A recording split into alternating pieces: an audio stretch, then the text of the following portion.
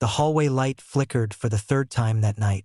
One of those subtle things that usually wouldn't bother me, but for some reason, it stuck out. Like the universe was trying to flash some kind of Morse code warning. I sat at the kitchen table, staring at my half-empty glass of bourbon, listening to the fridge hum and her laughter echoing from the upstairs bedroom. She was on the phone again. It had become a routine now, always upstairs, always behind a locked door, and always laughing that tight, breathy laugh she used to only reserve for me. I didn't go up. I didn't need to. My legs were stiff from work. My fingers sore from holding a steering wheel for 12 hours straight. I worked for a delivery company. Long shifts, lots of silence, plenty of time to think. Which is the worst thing a man can do when the pieces don't add up. We used to spend nights like this together. We'd sit on the couch, her legs across my lap, some dumb movie on. She'd tease me about my taste in snacks, toss popcorn in my direction. That version of Rachel. The woman who hummed while brushing her teeth, who danced around the living room in socks, who left little notes in my lunchbox. She hadn't been around in months. Instead, I had a stranger sleeping in my bed, wearing her perfume and using her voice, but everything underneath was different. I noticed the first crack during that weekend at her parents' house in Vermont. She kept checking her phone every 10 minutes, turned it face down when I was near, and when I asked her if everything was okay, she rolled her eyes and said, "Why are you acting so clingy?" I laughed it off at the time, thought maybe I was being insecure.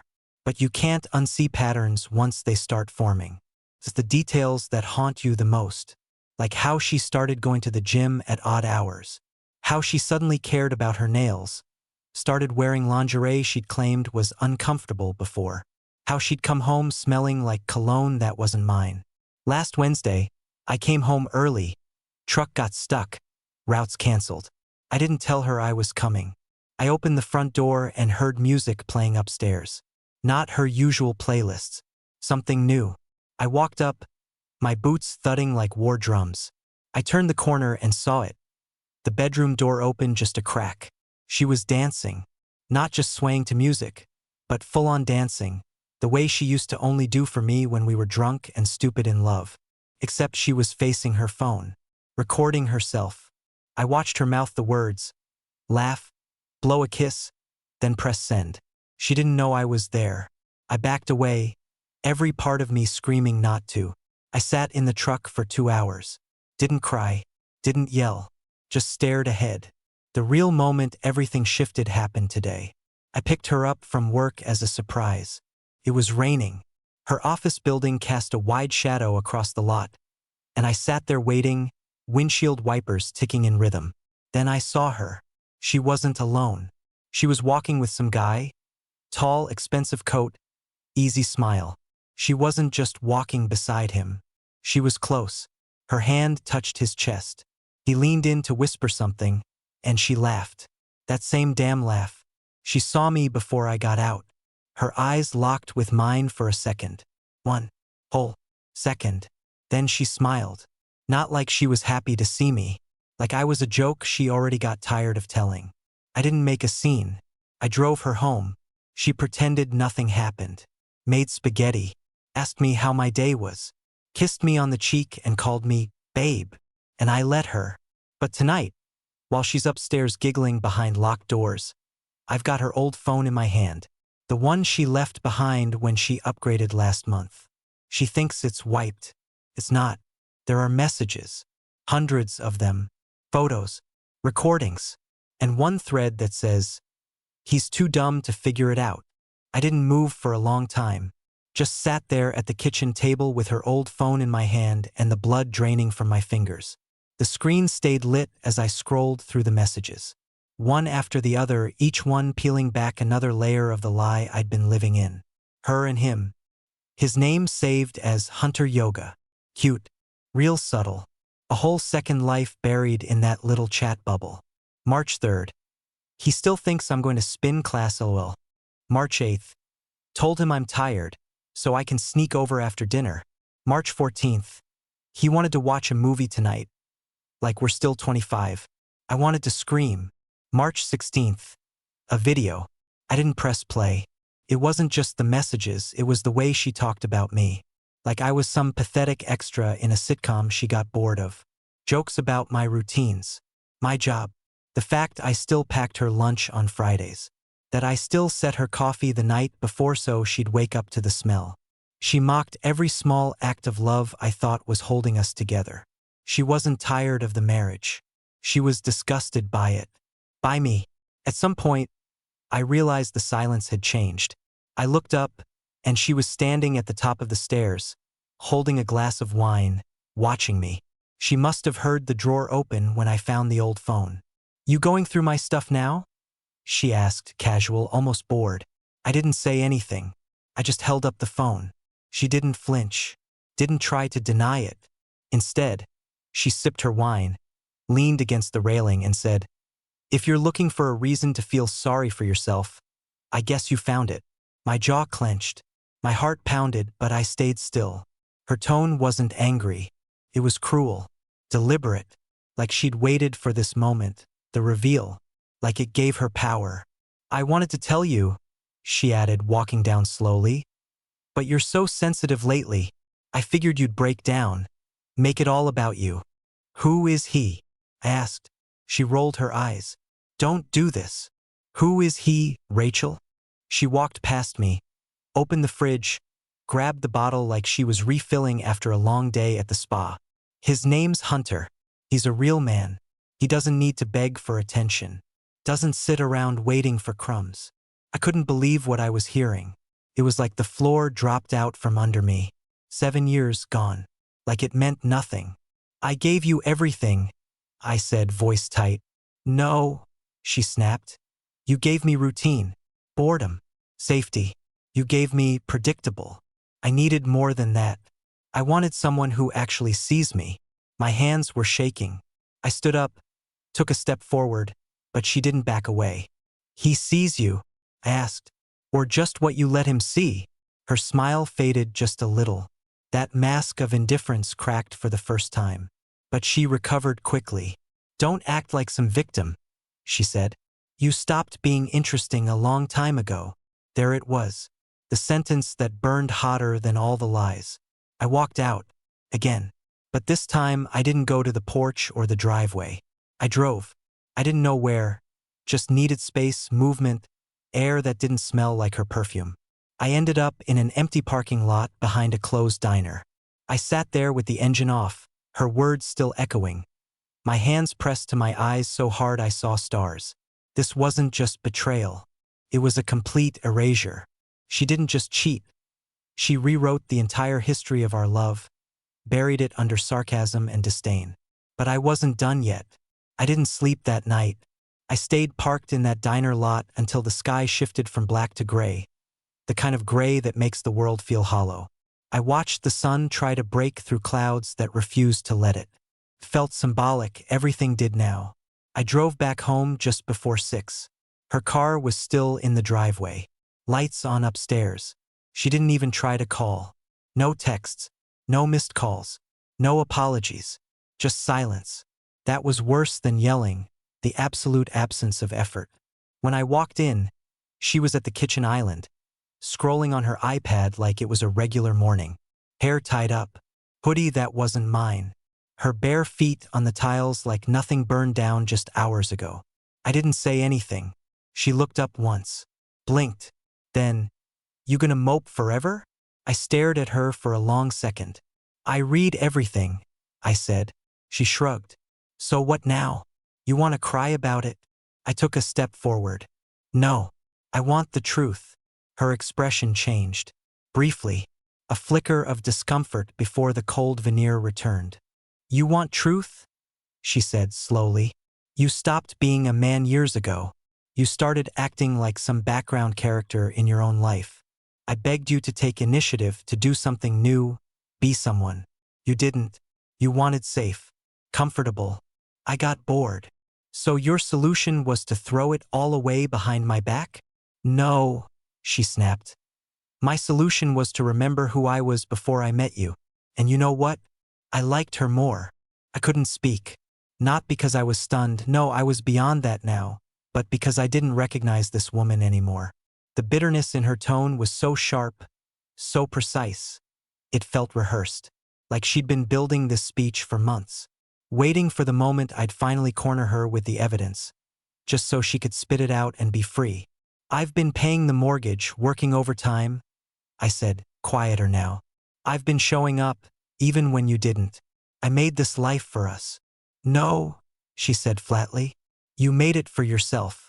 I just played along until I couldn't stand it anymore." She walked away after that, like it was over, like her part was done.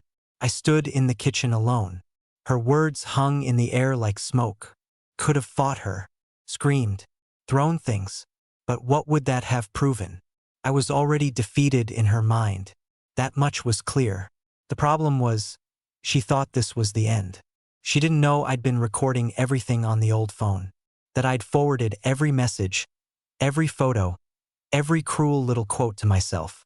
She didn't know I'd already found Hunter's real name, not Hunter Yoga, but Trevor Goddard, a married accountant with a new baby on the way. She didn't know I'd been speaking with Trevor's wife since 2 a.m. I wasn't just a man unraveling anymore. I was a man rebuilding brick by jagged brick. And I was done playing the fool. The message I sent to Trevor's wife was direct. No fluff, just screenshots, timestamps, and a short note. "I thought you deserved to know who your husband's been spending his evenings with." I expected panic, maybe even silence. But within 10 minutes, she called me. Her voice shook. "My name is Alyssa," she said, and I could already hear the cracking beneath the surface. I knew something was off, but I didn't want to believe it. I didn't need to say much. The screenshots spoke louder than anything I could have told her. Photos of Rachel and Trevor in hotel rooms. Messages about how they'd never go back once the divorces were final. Plans to spend weekends in Napa. Jokes about how they deserve better than leftovers. We talked for over an hour, both of us careful. Not with each other, we were strangers in the same storm, but with the pieces of ourselves we hadn't realized were breaking. Alyssa cried once. I didn't. My tears were long gone. What I had left was focus. When we hung up, I finally stood. The house was too quiet. Rachel was gone. I assumed she went to his place. Maybe to celebrate. Maybe to cry in his arms now that her double life was cracking open. I didn't care. I walked to the bedroom, opened the closet. Her side of it looked untouched, like someone had set up a showroom version of her life and never lived in it. I started pulling her stuff out. Bags, jackets, shoes with little red stickers still on the soles. One by one, I piled them in the hallway. Then I found the box. It was small, hidden behind old sweaters. Taped shut. Inside, letters. From me. Birthday notes. Anniversary cards. Post-its with dumb little jokes I used to leave in her lunch. She'd kept them all. Every one. But they were all ripped in half. Each folded neatly, each torn straight down the middle. She didn't throw them out, no. She kept them. As if to remember not the love, but the satisfaction of destroying it. The cuts were surgical. Intentional. I stared at that pile of halved memories and felt a heat rise in me I hadn't known before. That wasn't heartbreak. That was war. I took the box and walked it straight to the fire pit in our backyard. Lit a match. Watched every page curl inward and vanish. When she came home that night, she didn't ask why her clothes were in trash bags, or why her perfume was lined up on the porch railing like a surrender flag. She looked at me like I was a child throwing a tantrum. "You think this makes you strong?" she said. I looked her dead in the eyes. "No, but it makes me done." She scoffed, tried to walk past me. I stepped in front of the door. "You're not sleeping here tonight," I said. "You're not stepping foot in this house again unless a lawyer says you can." She laughed. Actually laughed. "Wow, you found your spine." "Too late for you," I said. She glared at me. "You're going to regret this. You'll be alone." "I already was," I said. "You just filled the silence with lies." She left after that. Slammed the car door like it meant something. I watched her go. No emotion. Just the dull relief of fresh air entering a room that's been rotting for years. The locks changed the next morning. But the real revenge hadn't even started yet. I met the lawyer at 9 a.m. sharp. He was recommended by a friend who'd gone through a brutal divorce the year before, a quiet, sharp man named Lewis Manning. Mid-50s, silver hair, cold eyes. The kind of guy who didn't blink unless it helped him win something. I sat in his office, handed him the stack of documents I'd printed from Rachel's old phone. Photos, messages, receipts, travel records. He flipped through them slowly, like he was reading a grocery list. When he finally looked up, he said, "This isn't going to be hard." I didn't realize how much I needed those words. "I want everything done by the book," I said. "No screaming matches, no drama. I want it quiet, clean, and irreversible." "You'll need to move fast," he said. "If she's planning to run off with this guy, we file first." We set the tone. "Do it," I said. Rachel was still living in some fantasy, still thinking she held the power. But now I had the leverage, the evidence. And Alyssa, God bless her, was more than willing to testify. She sent me even more messages from Trevor's side. They'd been planning their new life for over 3 months, coordinating stories, even laughing about what they'd say in court if it came to that. Trevor, it turns out, wasn't just cheating. He was embezzling. Alyssa dropped that bomb in our third call. "He's been shifting money between accounts at work," she said. I didn't want to believe it, but I found the files. "He's a fraud." She sent me copies. I forwarded them to Lewis. He smiled, just slightly. "Looks like we might not be the only ones ending a marriage," he said. I went home that night lighter than I'd felt in months. Rachel texted around 8:43 p.m. "I want to come by tomorrow and talk. Just talk. Please don't make this ugly." I didn't answer. The next day, I left the house before she arrived. Lewis had advised it. Let her talk to silence. Let her see the distance for herself. She let herself in with the spare key I hadn't remembered to disable. I watched on the security camera feed from my phone. She walked through the living room like she expected something to collapse into her arms. When nothing did, she looked annoyed. She texted again. "Is this how you're going to play it? After everything I gave you, the ego, the audacity." She didn't even know what was coming. By Friday, the petition for divorce had been served. Lewis made sure it happened while she was still at work. She signed for it at her desk, the envelope still warm from the courier's hand. No warning, no discussion, just a legal declaration that she was now the respondent. That word hit hard. She showed up at the house that night. No call. No message. I didn't open the door. She banged on it for 5 full minutes. Yelled my name. Called me a coward. A manipulator. Said I was throwing everything away over a few texts. The irony made me laugh out loud from behind the curtain. "You made this ugly," she screamed. "You ruined us." And then came the shift. The mask dropped. She broke. "Please," she whispered. "Please don't do this. We can fix it." But I knew better now. Her tears weren't regret. They were fear. Not fear of losing me, fear of losing control. I let her stand there. I didn't speak. I didn't open the door. I watched her crumble and walk back to her car. Alone. It was the first time I saw her without the act. By Monday morning, everything had shifted. Rachel didn't go to work. I know because Alyssa messaged me. She still had a friend in the same office, and word travels fast when someone gets served divorce papers in front of their coworkers. Rachel had apparently left early on Friday after crying in the restroom, then never came back. The image of her standing in that office, envelope in hand, finally realizing the show was over, it should have brought me peace. But all I felt was silence. I'd moved into a short-term rental across town. Small place, clean, neutral walls, no photos of us. No scent of her perfume clinging to the air. For the first time in years, I could sit on a couch and not wonder what I'd done wrong. There was space here, space in my head, my chest, and my calendar. I didn't tell anyone but my brother, not even my parents. I wanted a clean break, without a Greek chorus of opinions trailing behind me.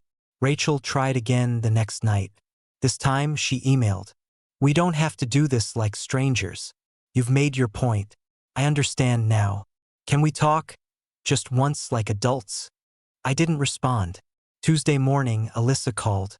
"Trevor's been suspended," she said, voice shaking. "His company found out. Someone sent the files." She didn't ask if it was me. She knew. "They're launching an audit. He's probably going to lose everything." Alyssa wasn't gloating. She was heartbroken. Not for him, but for the wreckage he'd left behind. They had a baby, a house, a life she thought was still unfolding. I asked if she needed anything. She said no. Just closure. That word stayed with me. Closure.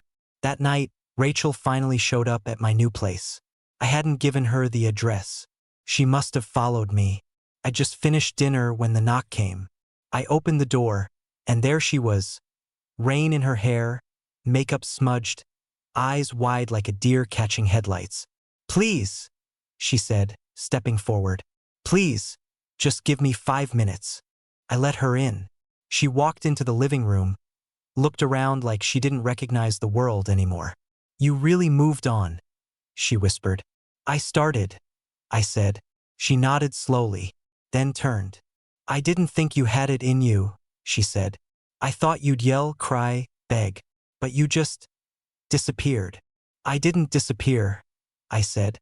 "I realized I was already gone in your mind. I just made it real." She started pacing, rubbing her arms. "I didn't mean for it to get so far," she said. "I was confused. I thought I wanted more. I thought he—" "Rachel," I cut in. "You don't get to do this part. You don't get to come here now and paint yourself confused. You weren't confused when you lied. When you laughed at me in those messages. When you talked about me like I was a joke." She stopped pacing. Her face hardened again. "So that's it? You're done." "I was done the moment I saw how much you enjoyed hurting me."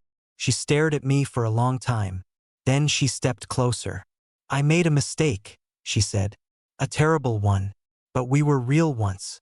That has to mean something." "It did," I said. "But not anymore. I buried that version of us. And you helped me dig the grave." Silence.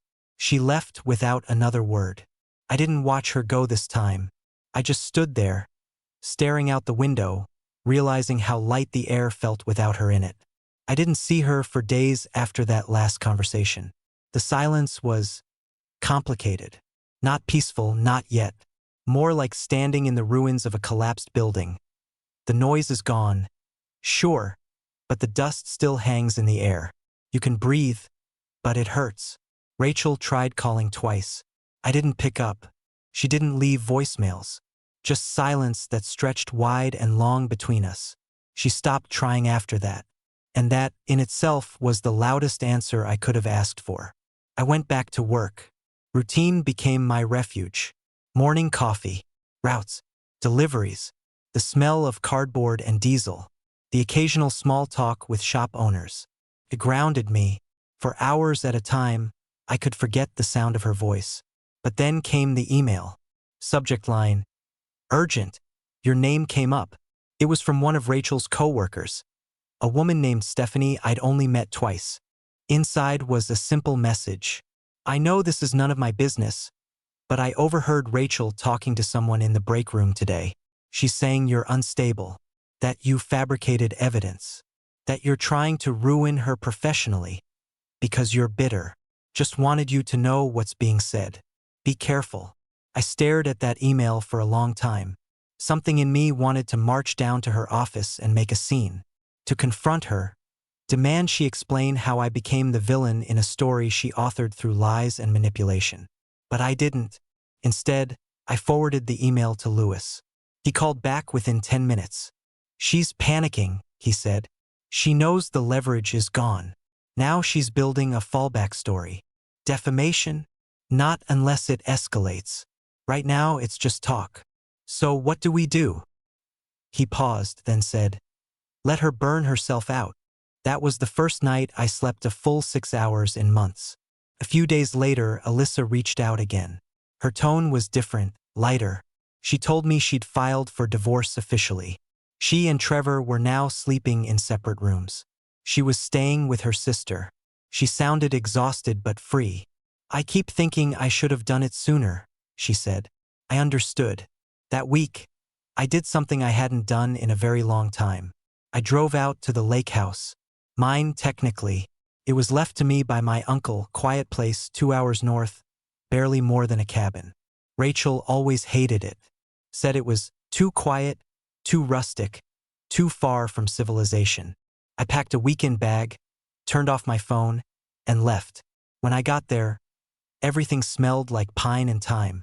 Dust on the shelves, but nothing felt broken. I lit the old fireplace, cracked a beer, sat on the porch and just breathed. And that's when it hit me.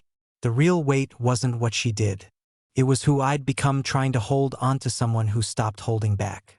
Every joke I held in. Every time I forgave without receiving an apology. Every piece of myself I trimmed to fit her mold. That was the true damage. I had to relearn what silence meant. Not absence, but space. At the lake I read, wrote, sat still, watched the water move. For the first time, I didn't replay the things she said. I didn't imagine her with him. I didn't spiral. I just existed. And it was enough. When I got back to town, there was a letter waiting at my door. No name on it.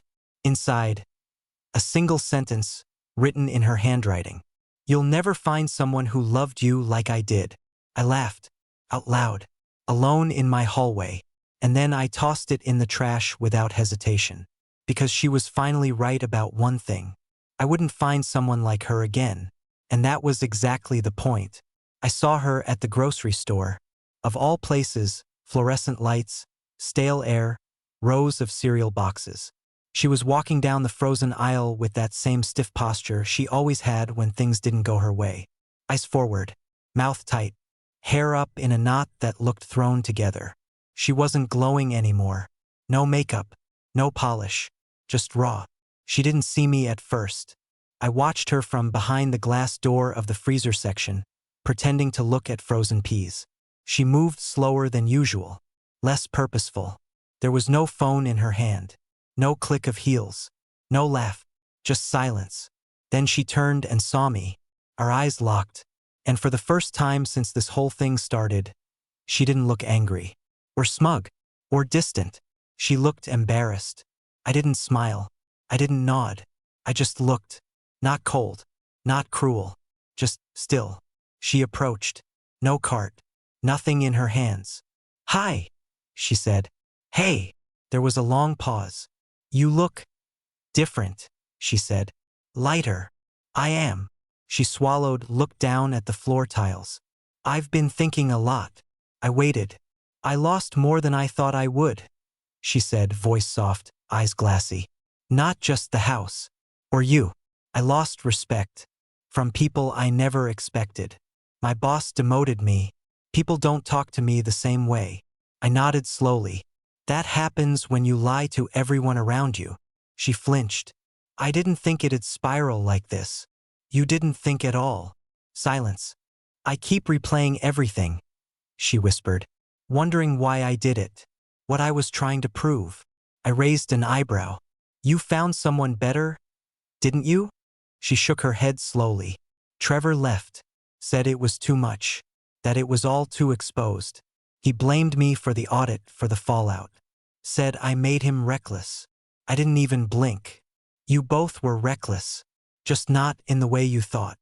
Her lip trembled. I didn't think I'd end up alone. But that's the thing, I said. You were never with anyone. You were with illusions. Control. Games. Masks.